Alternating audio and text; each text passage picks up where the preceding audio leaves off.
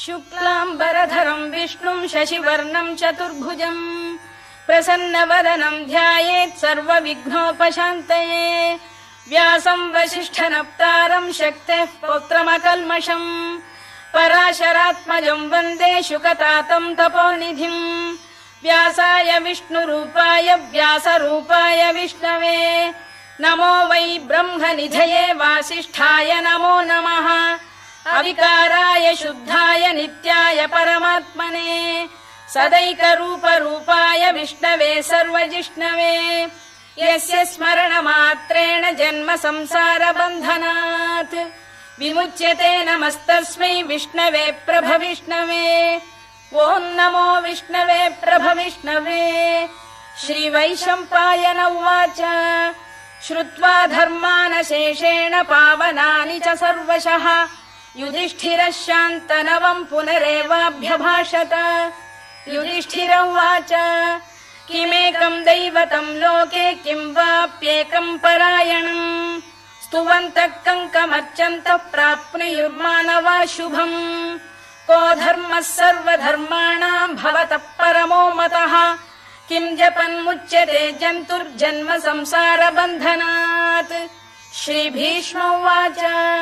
जगत्प्रभुं देवदेवमनन्तं पुरुषोत्तमम् स्तुवन्नाम सहस्रेण पुरुषः सततोत्थितः तमेव चार्चयन् नित्यं भक्त्या पुरुषमव्ययम् ध्यायन् स्तुवन् नमस्यं च यजमानस्तमेव च अनादिनिधनं विष्णुं सर्वलोकमहेश्वरम्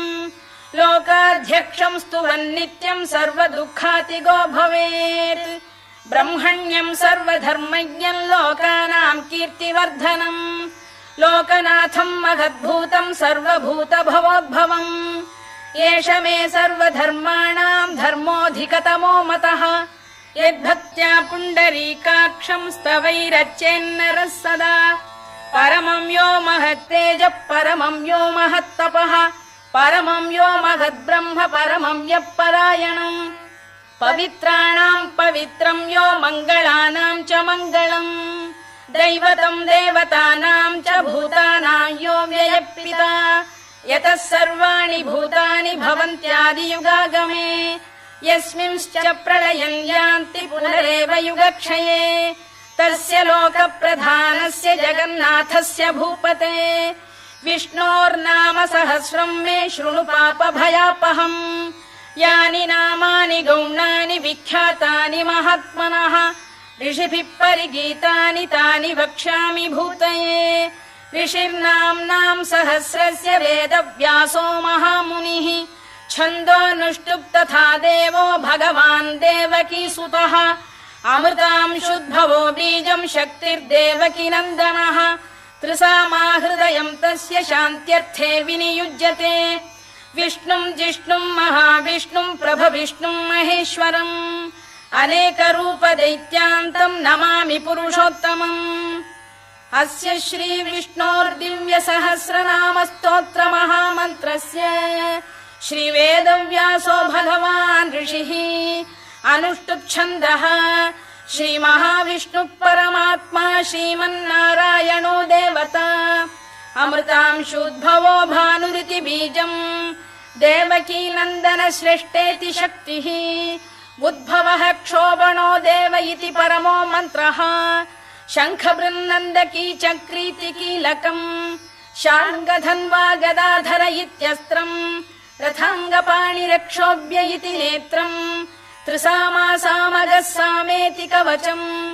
आनन्दम् परब्रह्मेति योनिः ऋतुः सुदर्शनकाल इति दिग्बन्धः श्रीविश्वरूप इति ध्यानम् श्रीमहाविष्णुप्रीत्यर्थे सहस्रनाम जपे विनियोगः ध्यानम् क्षीरोदन्वत्प्रदेशे शुचिमणिविलसत्सैकते मौक्तिकानाम् माला क्लुप्तासनस्थस्फटिकमणिनिभैर्मौक्तिकैर्मण्डिताङ्गः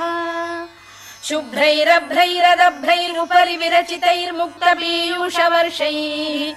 आनन्दीन पुनीयादरि नलिन गदा शङ्खपाणिर्मुकुन्दः भूः पादौ यस्य नाभिर्वियदसुरनिलश्चन्द्रसूर्यौ च नेत्रे कर्णावाशा शिरोद्यौर्मुखमपि दहनो यस्य वास्तेयमब्धिः अन्तस्थं यस्य विश्वं सुरनरखगो भोगि गन्धर्व दैत्यैः चित्रं रम्यते तं त्रिभुवन वपुषं विष्णुमीशं नमामि। ॐ नमो भगवते वासुदेवाय। शान्ताकारं भुजगशयनं पद्मनाभं सुरेशं विश्वाधारं गगनसदृशं मेघवर्णं शुभाङ्गम् लक्ष्मीकान्तं कमलनयनं योगिहृद्ध्यानगम्यं वन्दे विष्णुं भवभयहरं सर्वलोकैकनाथम्। मेघश्यामं पीतकौशेयवासं श्रीवत्साङ्कं कौस्तुभोद्भासिताङ्गम् पुण्योपेतं पुण्डरीकायताक्षं विष्णुं वन्दे सर्वलोकैकनाथम्। नमः समस्तभूतानामादिभूताय भूभृते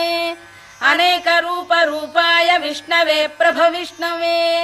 सशङ्खचक्रं सकिरीटकुण्डलं सपीतवस्त्रं सरसीरुभेक्षणम् सहारवक्षस्थलशोभिकौस्तुभं नमामि विष्णुं शिरसा चतुर्भुजम्। छायायां पारिजातस्य हेमसिंहासनोपरि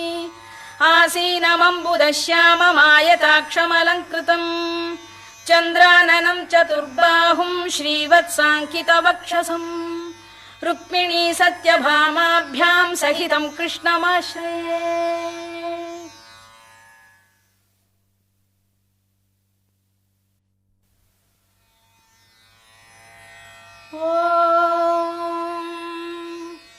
विश्वं विष्णुर्वषत्कारो भूतभव्य भवत्प्रभुः भूतकृद्भूतभृद्भावो भूतात्मा भूतभावनः भूतात्मा परमात्मा च मुक्तानां परमागतिः अव्ययः पुरुषः साक्षी क्षेत्रज्ञोऽक्षर एव च योगो योगविदां नेता प्रधानपुरुषेश्वरः नारसिंहवपुः श्रीमान् केशवः पुरुषोत्तमः सर्वः सर्वः शिवस्थाणुर्भूतादिर्निधिरव्ययः सम्भवो भावनो भर्ता प्रभवः प्रभुरीश्वरः स्वयंभूः शम्भुरादित्यः पुष्कराक्षो महास्वनः अनादिनिधनो धाता विधाता धातुरुत्तमः अप्रमेयो ऋषिकेशः पद्मनाभोऽमरप्रभुः विश्वकर्मा मनुस्त्वष्टा स्थविष्ठस्थविरो ध्रुवः अग्राह्यः शाश्वतः कृष्णो लोहिताक्षप्रदर्दनः प्रभूतस्त्रिककुब्धाम पवित्रं मङ्गलं परम् ईशान प्राणद प्राणो ज्येष्ठः श्रेष्ठः प्रजापतिः हिरण्यगर्भो भूगर्भो माधवो मधुसूदनः ईश्वरो विक्रमी धन्वी मेधावी विक्रमक्रमः अनुत्तमो दुराधर्ष्य कृतज्ञ कृतिरात्मवान् सुरेशः शरणं शर्म विश्वरेता प्रजाभवः अधः संवत्सरो व्याल प्रत्ययः सर्वदर्शनः अजः सर्वेश्वरः सिद्धः सिद्धिः सर्वादिरच्युतः वृषाकपिरमेयात्मा सर्वयोगविनिसृतः वसुर्वसुमनः सत्यः समात्मा संमितः समः अमोघः पुण्डरीकाक्षो वृषकर्मा वृषाकृतिः रुद्रो बहुशिरा बभ्रुर्विश्वयोनिः शुचिश्रवाः अमृतः शाश्वतस्थाणुर्वरारोहो महातपाः सर्वगः सर्वविद्भानुर्विश्वक्सेनो जनार्दनः वेदो वेदविदव्यङ्गो वेदाङ्गो वेदवित्कविः लोकाध्यक्षः सुराध्यक्षो धर्माध्यक्षः कृताकृतः चतुरात्मा चतुर्व्यूहश्चतुर्दंष्टश्चतुर्भुजः भ्राजिष्णुर्भोजनं भोक्ता सहिष्णुर्जगदादिजः अनघो विजयो जेता विश्वयोनिः पुनर्वसुः उपेन्द्रो वामनः प्रांशुरमोघः शुचिरूर्जितः अतीन्द्रः सङ्ग्रहः सर्गो धृतात्मा नियमो यमः वेद्यो वैद्यः सदा योगी वीरः माधवो मधुः अतीन्द्रियो महामायो महोत्साहो महाबलः महाबुद्धिर्महावीर्यो महाशक्तिर्महाद्युतिः अनिर्देश्य वपुः श्रीमान् अमे आत्मा महादृधृत् महेश्वासो महीभर्ता श्रीनिवासः सताङ्गतिः अनिरुद्धः सुरानन्दो गोविन्दो गोविदाम्पतिः मरीचिर्दमनो हंसः सुपर्णो भुजगोत्तमः हिरण्यनाभः सुतपाः पद्मनाभ प्रजापतिः अमृत्युः सर्वदृक्सिंहः सन्धाता सन्धिमान् स्थिरः अजो दुर्मर्षणः शास्ता विश्रुतात्मा सुरारिः गुरुर्गुरुतमो धाम सत्यः सत्यपराक्रमः निमिषो निमिषस्रग्वी वाचस्पतिरुदारधीः अग्रणीर्ग्रामणी श्रीमान् न्यायो नेता समीरणः सहस्रमूर्धा विश्वात्मा सहस्राक्षः सहस्रपात् आवर्तनो निवृत्तात्मा संवृतः सम्प्रमर्दनः अधः संवर्तको वह्निरनिलो धरणीधरः सुप्रसाद प्रसन्नात्मा विश्वधृक् विश्वभुग्विभुः सत्कर्ता सत्कृतः साधुर्जह्नुर्नारायणो नरः असंख्येयो प्रमेयात्मा विशिष्टः शिष्टकृच्छुचिः सिद्धार्थ सिद्ध संकल्पः सिद्धिदः सिद्धिसाधनः वृषाही वृषभो विष्णुर्वृषपर्वा वृषोदरः वर्धनो वर्धमानश्च विविक्तः श्रुतिसागरः सुभुजो दुर्धरो वाग्मी महेन्द्रो वसुदो वसुः नैकरूपो बृहद्रूपः शिपिविष्टप्रकाशनः ओजस्तेजोद्युतिधर प्रकाशात्मा प्रतापनः वृद्धस्पष्टाक्षरो मन्त्रश्चन्द्रांशुर्भास्करद्युतिः अमृतांशुद्भवो भानुः शशबिन्दुः सुरेश्वरः औषधम् जगतः सेतुः सत्यधर्मपराक्रमः भूतभव्यभवन्नाथः पवनः पावनो नलः कामः कामकृत्कान्तः कामः कामप्रदप्रभुः युगादिकृद्युगावर्तो नैकमायो महाशनः अदृश्यो व्यक्तरूपश्च सहस्रजिदनन्तजित् इष्टो विशिष्टः शिष्टेष्टः शिखण्डी नघुषो वृषः क्रोधः क्रोधकृत्कर्ता विश्वबाहुर्महीधरः अच्युत प्रथित प्राण प्राणदो वासवानुजः अपां निधिरधिष्ठानमप्रमत्त प्रतिष्ठितः स्कन्द स्कन्दधरो धुर्यो वरदो वायुवाहनः वासुदेवो बृहद्भानुरादिदेवः पुरन्दरः अशोकस्तारणस्तारः शूरः शौरिर्जनेश्वरः अनुकूलः शतावर्तः पद्मी पद्मनिभेक्षणः पद्मनाभोरविन्दाक्षः पद्मगर्भः शरीरभृत् महर्धिर्वृद्धो वृद्धात्मा महाक्षो गरुडध्वजः अतुलः शरभो भीमः समयज्ञो हविर्हरिः सर्वलक्षणलक्षण्यो लक्ष्मीवान् समितिञ्जयः विक्षरो रोहितो मार्गो हेतुर्दामोदरः सहः महीधरो महाभागो वेगवानमिताशनः उद्भवः क्षोभणो देवः श्रीगर्भः परमेश्वरः करणम् कारणम् कर्ता विकर्ता गहनो गुहः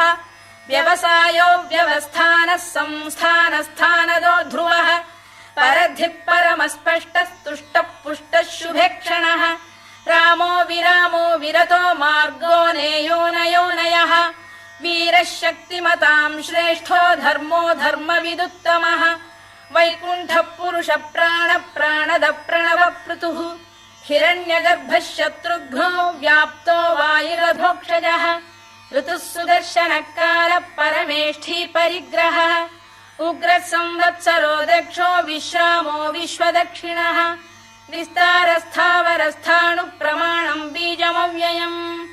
अर्थोऽनर्थो महाकोशो महाभोगो महाधनः अनिर्विण्णस्थविष्ठो भूर्धर्मयूपो महामखः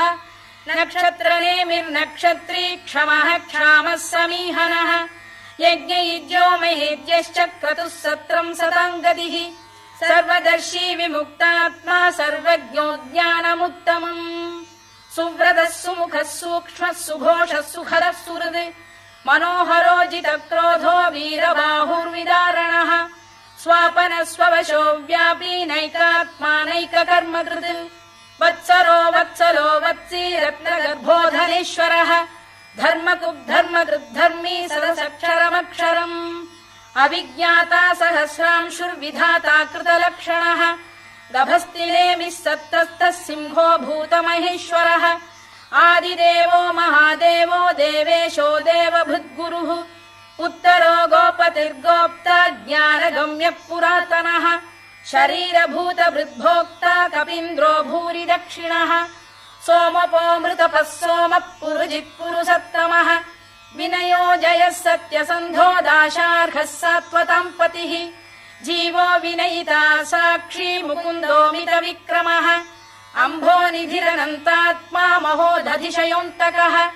अजो महार्घः स्वाभाव्यो जिता मित्रप्रमोदनः आनन्दो नन्दनो नन्दः सत्यधर्मा त्रिविक्रमः महर्षि कपिलाचार्यः कृतज्ञो मेदिनीपतिः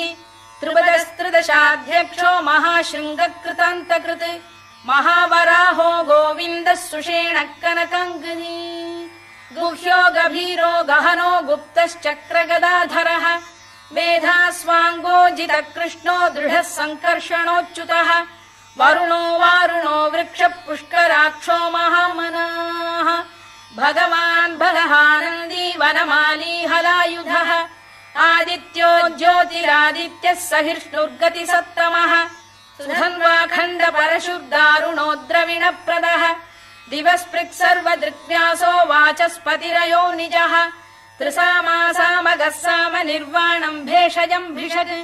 सन्न्यासकृच्छमः शान्तो निष्ठा शान्तिपरायणम् शुभाङ्गः शान्तिदः स्रष्टा कुमुदः कुवलेशयः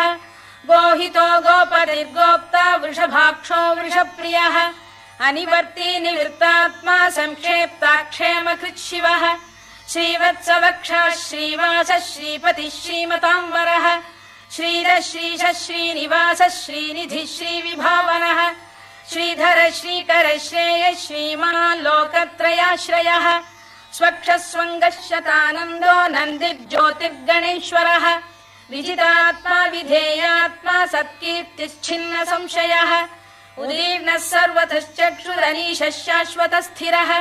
भूषयो भूषणो भूतिर्विशोकः शोकनाशनः अर्चिष्मानर्चितः कुम्भो विशुद्धात्मा विशोधनः अनिरुद्धो प्रतिरथ प्रद्युम्नो मितविक्रमः कालनेमिनिः वीरः शौरिः शूरजनेश्वरः त्रिलोकात्मा त्रिलोकेशः केशवः केशिहा हरिः कामदेवः कामपालः कामी कान्तकृतागमः अनिर्देश्य वपुर्विष्णुर्वीरोऽनन्तो धनञ्जयः ब्रह्मण्यो ब्रह्मकृद्ब्रह्मा ब्रह्म ब्रह्मविवर्धनः ब्रह्मविब्राह्मणो ब्रह्मी ब्रह्मज्ञो ब्राह्मणप्रियः महाक्रमो महाकर्मा महातेजा महोरगः महाक्रतुर्महायज्वा महायज्ञो महाहविः स्तव्यस्तव प्रियस्तोत्रम् स्तुतिस्तोतारणप्रियः पूर्णः पूरयिता पुण्यः पुण्यकीर्तिरनामयः मनोजवस्तीर्थकरो वसुरेता वसुप्रदः वसुप्रदो वासुदेवो वसुर्वसुमनाहविः सद्गतिः सत्कृतिः सत्ता सद्भूतिः सत्परायणः शूरसेनो यदुश्रेष्ठः सन्निवासः सुयामुनः भूतावासो वासुदेवः सर्वासु निलयो नलः दर्पः दर्पदो दृप्तो दुर्धरोऽथा पराजितः विश्वमूर्तिर्महामूर्तिर्दीप्तमूर्तिरमूर्तिमान् अनेकमूर्तिरव्यक्तः शतमूर्तिः शताननः एकोनैकः स वक्क किम् यत्तत्पदमनुत्तमम् लोकबन्धुर्लोकनाथो माधवो भक्तवत्सलः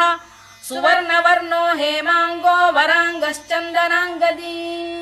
वीरः विषमः शून्यो घृता क्षीरचरश्चलः अमानी मानदो मान्यो लोकस्वामी त्रिलोकधृत् सुमेधा मेधजो धन्यः सत्यमेधाधराधरः तेजो वृषोद्युतिधरः सर्वशस्त्रभृताम्बरः प्रग्रहो निग्रहो व्यग्रो नैकशृङ्गो गदाग्रजः चतुर्मूर्तिश्चतुर्बाहुश्चतुर्व्यूहश्चतुर्गतिः चतुरात्मा चतुर्भावश्चतुर्वेदविदेकपात् समावर्तो निवृत्तात्मा दुर्जयो दुरधिक्रमः दुर्लभो दुर्गमो दुर्गो दुरावासो दुरारिः शुभाङ्गो लोकसारङ्गः सुतन्तुस्तन्तुवर्धनः इन्द्रकर्मा महाकर्मा कृतकर्मा कृतागमः उद्भवः सुन्दरः सुन्दो रत्ननाभः सुलोचनः अर्को वाजसनः शृङ्गी जयन्तः सर्वविजयी सुवर्णबिन्दुरक्षोभ्यः सर्ववागीश्वरेश्वरः महाह्रदो महागर्तो महाभूतो महानिधिः कुमुद कुन्दर कुन्द पर्जन्यः पावनो निलः अमृताशोऽमृतवपुः सर्वज्ञः सर्वतोमुखः सुलभः सुव्रतः सिद्धः शत्रुजिच्छत्रुतापनः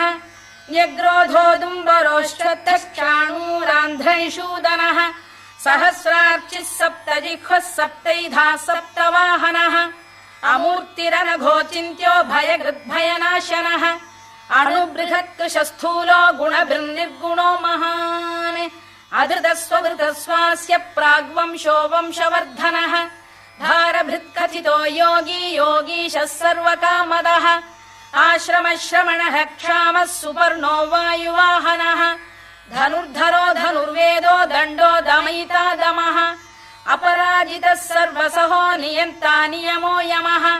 सत्त्ववान् सात्विकः सत्यः सत्यधर्मपरायणः अभिप्रायप्रियार्होः प्रियकृत्प्रीतिवर्धनः विहाय सगतिर्ज्योतिः सुरुचिर्कुतभुक् विभुः रविर्विरोचनः सूर्यः सवितारविलोचनः अनन्तो हुतभुग्भोक्ता सुखदो नैकजोऽग्रजः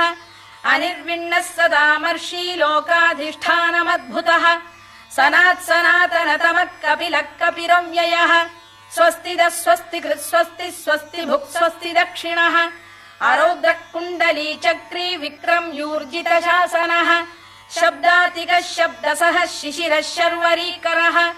अक्रूरपेशलो दक्षो दक्षिणः क्षमिणाम्बरः विद्वत्तमो वीतभयः पुण्यश्रवणकीर्तनः उत्तारणो दुष्कृतिः पुण्यो दुःस्वप्ननाशनः वीरः रक्षणः सन्तो जीवनपर्यवस्थितः अनन्तरूपोऽनन्तः श्रीर्जितमन्युर्भयापहः चतुरश्रो गभीरात्मा विदिशो व्यादिशो दिशः अनाधिर्भूर्भुवो लक्ष्मी सुवीरो रुचिराङ्गदः जननो जनजन्मादिर्भीमो भीमपराक्रमः आधारनिलयो धाता पुष्पहास प्रजागरः ऊर्ध्वगः सत्पथाचार प्राणद प्रणवप्रणः प्रमाणम् प्राणनिलय प्राणभृत्प्राणजीवनः तत्त्वम् तत्त्वविदेकात्मा जन्म मृत्युजरातिगः भूर्भुवः स्वस्तरुस्तारः सविता प्रपितामहः यज्ञो यज्ञपतिर्यज्वा यज्ञाङ्गो यज्ञवाहनः यज्ञभृद्यज्ञकृद्यज्ञी यज्ञभुग्यज्ञसाधनः यज्ञान्तकृद्यज्ञगुह्यमन्नमन्नाद एव च आत्मयोनिः स्वयम् जातो वैखानः सामगायनः देवकीनन्दनः स्रष्टा क्षितीशः पापनाशनः शङ्खबृन्नन्दकी चक्री शार्ङ्गधन्वा गदाधरः रथाङ्गपाणिरक्षोभ्यः सर्वप्रहरणायुधः सर्वप्रहरणायुधवोन्नम इति वनमाली गरीशाङ्गी शङ्खी चक्री च नन्दकी श्रीमान्नारायणो विष्णुर्वासुदेवोऽभिरक्षतु वनमाली गरीशाङ्गी शङ्खी चक्री च नन्दकी श्रीमान्नारायणो विष्णुर्वासुदेवोऽभिरक्षतु वनमाली गरीशाङ्गी शङ्खी चक्री च नन्दकी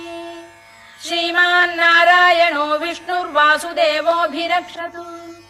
इतीदम् कीर्तनीयस्य केशवस्य महात्मनः नाम्नाम् सहस्रम् दिव्यानामशेषेण प्रकीर्तितम्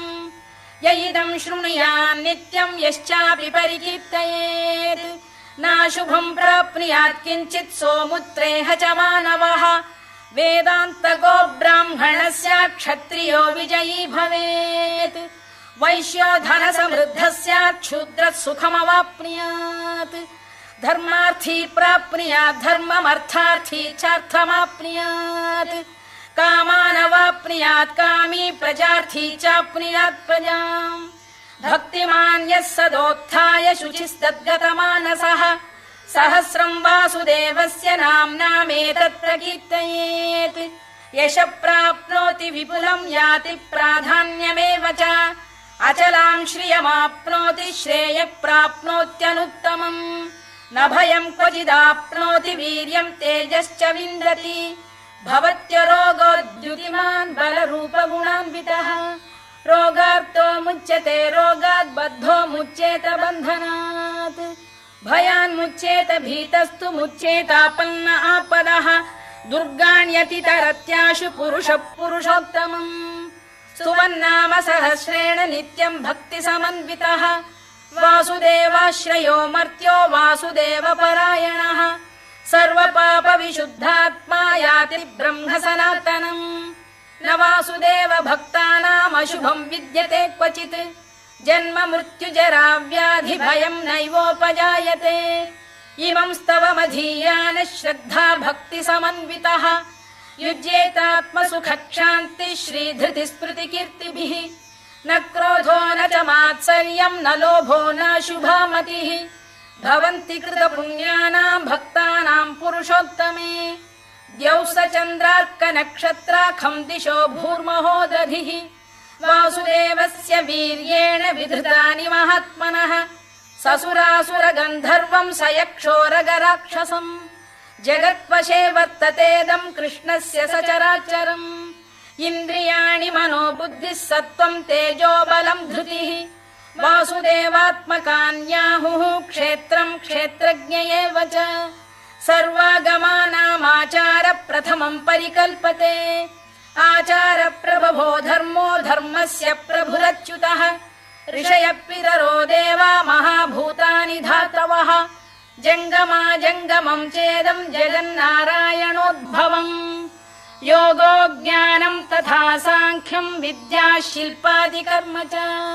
वेदाः शास्त्राणि विज्ञानमेतत् सर्वम् जनार्दनात् एको विष्णुर्महद्भूतम् पृथग्भूतान्यनेकशः त्रीन् लोकान् व्याप्य भूतात्मा भुङ्क्ते विश्वभुवव्ययः इमम् स्तवम् भगवतो विष्णोर्व्यासेन कीर्तितम् पठेद्य इच्छेत् पुरुषः श्रेयत् प्राप्तुम् सुखानि च विश्वेश्वरमजम् देवम् जगतः प्रभुमव्ययम् भजन्ति ये पुष्कराक्षम् न ते यान्ति पराभवम् न ते यान्ति पराभवम् ओन्नम इति अर्जुनोवाच पद्मपत्र विशालाक्ष पद्मनाभ सुरोत्तम भक्तानामनुरक्तानाम् त्राता भव जनार्दन श्रीभगवानुवाच यो माम् नाम सहस्रेण स्तोतुमिच्छति पाण्डव सोऽहमेकेन श्लोकेन स्तुत एव न संशयः स्तुत एव न संशयोऽन्नम इति व्यास उवाच वासनाद्वासुदेवस्य वासितम् भुवनत्रयम् सर्वभूतनिवासोऽसि वासुदेव नमोऽस्तु ते वासुदेव नमोऽस्तु ते ओन्नम इति पार्वत्युवाच केनोपायेन लघुना विष्णोर्नाम सहस्रकम् पठ्यते पण्डितैर्नित्यम् श्रोतुमिच्छाम्यहम् प्रभो ईश्वर उवाच श्रीराम राम रामेति रमे रामे मनोरमे सहस्रनाम तत्तुल्यम् राम नाम वरानने श्रीराम राम रामेति रमे रामे मनोरमे सहस्रनाम तत्तुल्यम् राम नाम वरानने श्रीराम राम रामेति रमे रामे मनोरमे सहस्रनाम तत्तुल्यम् राम नाम वरानने राम नाम वरानन ओन्नम इति ब्रह्मोवाच नमोऽस्त्वनन्ताय सहस्रमूर्तये सहस्रपादाक्षि शिरोरुबाहवे सहस्रनाम्ने पुरुषाय शाश्वते सहस्रकोटियुगधारिणे नमः सहस्रकोटियुगधारिणे नम ओन्नम इति सञ्जय उवाच यत्र योगेश्वर कृष्णो यत्र पार्थो धनुर्धरः तत्र श्रीर्विजयो भूतिर्ध्रुवानीतिर्मतिर्मम श्रीभगवानुवाच अनन्याश्चिन्तयन्तो मां ये जनाः पर्युपासते तेषाम् नित्याभियुक्तानां योगक्षेमम् वहाम्यहम् परित्राणाय साधूनां विनाशाय च दुष्कृताम् धर्म संस्थापनार्थाय सम्भवामि युगे युगे आर्ता विषण्णाः शिथिलाश्च भीता घोरेषु च व्याधिषु वर्तमानाः संकीर्त्य नारायण शब्दमात्रम् विमुक्त दुःखाः सुखिनो भवन्तु कायेन वाचा मनसेन्द्रियैर्वा बुद्ध्यात्मना वा प्रकृते स्वभावात् करोमि यद्यत् सकलम् परस्मै नारायणायेति समर्पयामि।